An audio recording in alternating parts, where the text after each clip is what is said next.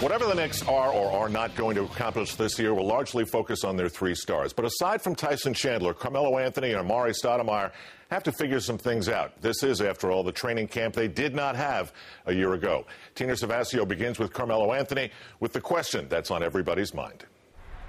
How many times have you been asked the question, can you and Amar'e play together and win together? Every day. Every day of my life. Right now, I get asked that question. It's at the end of the day, when you have two guys like that on one basketball team, there's always gonna be that. If you win basketball games, they're gonna say oh yeah, it's working. If you lose a couple games, they're gonna say it's not working. So, for us to know that we win in half of the battle. That seems to be the topic of discussion, and I just don't understand why it's such a major topic. I mean, a lot of people fail to realize the different situations we went through as teammates, as far as trades and coaching changes and lockout within 2 years. That's a lot to ask upon any team to overcome. I mean, as long as me and him is on the same page, there's nothing nobody else can say that's going to change our bond and what we have. Both of these guys are all-stars. They've been playing this game a long time, and it's their job to figure it out. And if they don't figure it out, it's my job to help them figure it out, and I will do that. But I don't buy into that. I think they're both professional players that want to win at a high level and are willing to sacrifice. I played with two-time MVP, with Steve Nash. I played with other players who were big stars, and I'm pretty sure Carmelo did as well with playing with Allen Iverson and a few other players that he played with. So we both understand how to play off each other. It's just the fact of we didn't have much time to jail. So this year for me, I came into training camp saying that we don't want no distractions this year. We just want to focus in on basketball, because once all that outside stuff starts sinking into the locker room and we start reading the papers and listening to the media, then our season is in jeopardy, and right now we can't afford that. I think this year's going to be a great year for us.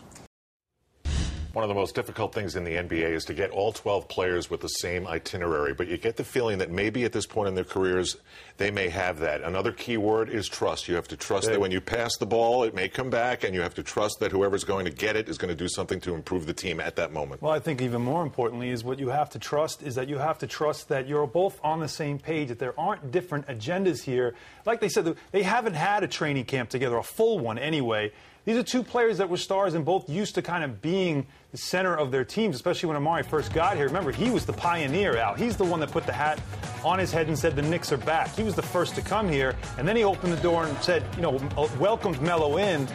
This was something that had to take time, and I think they've finally gotten to that point. Maybe they realize they're all they got. I mean, this is it, and they know that if this fails, it's on them.